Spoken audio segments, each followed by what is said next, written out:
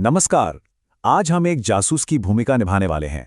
हमारा केस है प्लास्टिक की पहचान के रहस्य को सुलझाना। मटेरियल साइंस में ये एक बहुत ही जरूरी प्रक्रिया है जिससे लागत और क्वालिटी का पता चलता है। तो चलिए इस केस को क्रैक करते हैं। पॉलीमर्स के साथ सबसे बड़ी चुनौती पता है क्या है? उनकी पहचान का संकट। ये मुश्किल इसलिए है क्योंकि कोई भी प्लास्टिक सिर्फ एक बेस पॉलीमर नहीं होता। उसमें कई तरह के एडिटिव्स और कंपाउंड्स मिले होते हैं। जैसे रंग या प्लास्टिसाइजर उसे अलग लुक और लचीलापन देते हैं, तो वहीं कुछ कंपाउंड्स उसे आग से बचाते हैं।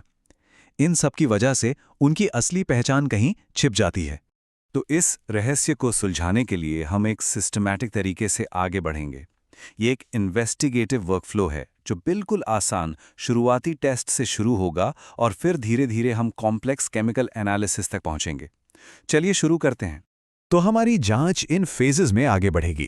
पहले हम पॉलीमर के पहचान संकट को समझेंगे, फिर कुछ शुरुआती सुराग ढूंढेंगे, उसके बाद फिजिकल और थर्मल एनालिसिस करेंगे, फिर एडवांस्ड केमिकल कंफर्मेशन और आखिर में हम रोजमर्रा के प्लास्टिक के कोड को समझेंगे।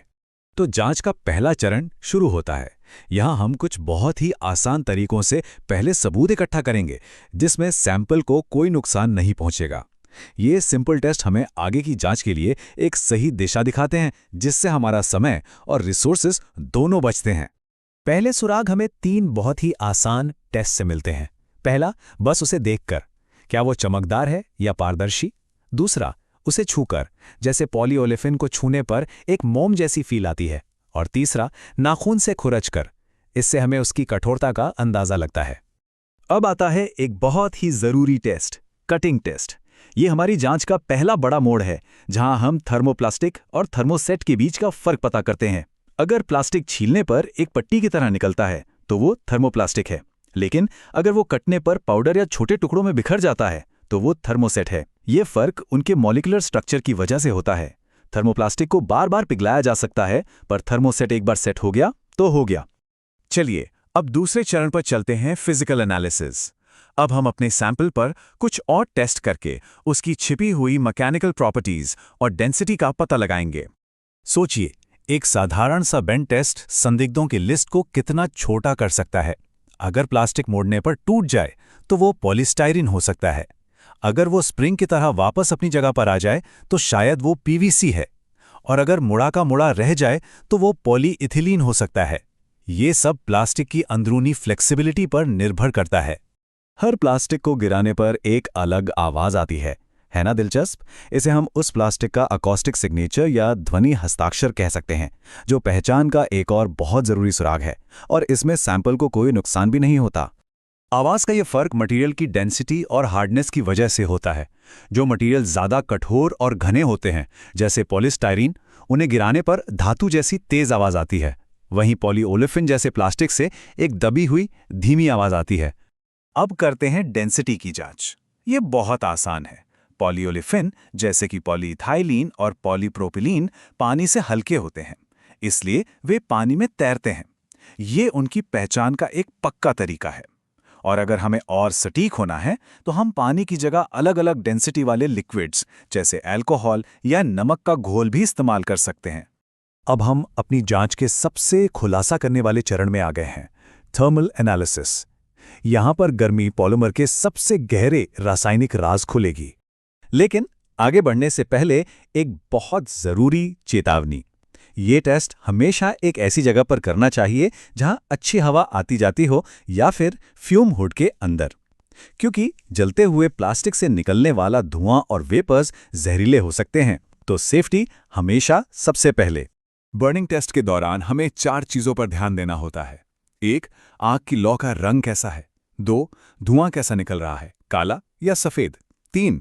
प्लास्टिक पिघल कैसे रहा है, क्या वो टपक रहा है या झाग बना रहा है। और आखिर में जलने पर उससे गंध कैसी आ रही है। ये चारों मिलकर हर पॉलीमर के लिए एक यूनिक प्रोफाइल बनाते हैं।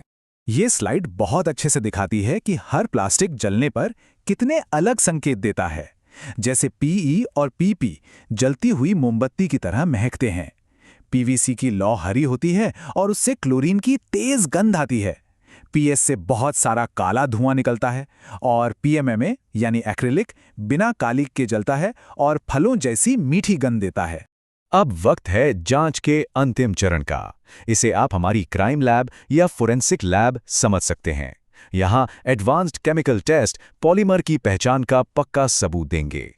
देखिए, जैसे हर ताले की एक खास चाबी होती है, ठीक वैसे ही हर प्लास्टिक को घोलने के लिए खास सॉल्वेंट होता है। ये टेस्ट तब बहुत काम आता है जब हमारे पास प्लास्टिक के मिक्सचर या अलॉय होते हैं, क्योंकि सही सॉल्वेंट हमें एक चीज को दूसरी से अलग करने में मदद कर सकता है। बीलस्टीन टेस्ट एक क्लासिक केमिकल मेथड है। इसमें एक तांबे के तार पर सैंपल रखकर उसे गर्म किया जाता है।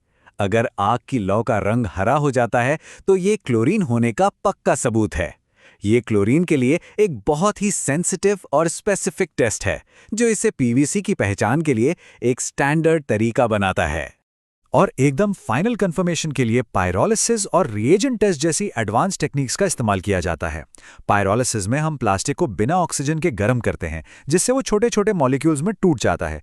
इन गैसों का एनालिसिस करके हम ओरिजिनल पॉलीमर का पता लगा सकते हैं। चलिए, अब इस पूरी जांच को लैब से बाहर निकालकर असल दुनिया में लाते हैं और जो कुछ भी हमने सीखा है उसे उन रिसाइकलिंग कोड से जोड़ते हैं जिन्हें हम हर रोज देखते हैं। हम सब ने प्रोडक्ट्स पर 1 से 7 तक के रिसाइकलिंग कोड देखे हैं। असल में ये कोड उसी पहचान की प्रक्रिया का नतीजा है जिसका हमने अभी-अभी पालन किया है। ये कोड न सिर्फ हमें जानकारी देते हैं, बल्कि रिसाइकलिंग प्लांट्स को प्लास्टिक को सही तरीके से छांटने और प्रोसेस करने में भी मदद करते हैं। ये टेबल कुछ सबसे कॉमन कोड्स को दिखाती है। जैसे कोड नंबर 1 का मतलब है PET, जो सॉफ्ट ड्रिंक की बोतलों में होता है। कोड 2 है HDPE, जो दूध के जग में मिलता है। और कोड 6 है पॉलीस्टाइरीन, जो डिस्पोजेबल कप में इस्तेमाल होता है। ये हमारी जांच के असल दुनिया के उदाहरण हैं। तो अब जब आपको जासूसी के सारे गुर पता चल गए हैं, तो अपने आसपास मौजूद प्लास्टिक को एक नई नज़र से देखिए। अगली बार जब भी कोई प्लास्टिक का प्रोडक्ट हाथ में आए, तो याद रखिएगा कि वो सिर्फ एक चीज़ नहीं, बल्कि मटीरियल साइंस की एक कहानी है। और अब इस जानकारी के साथ आप उस कहानी को पढ़ सकते हैं।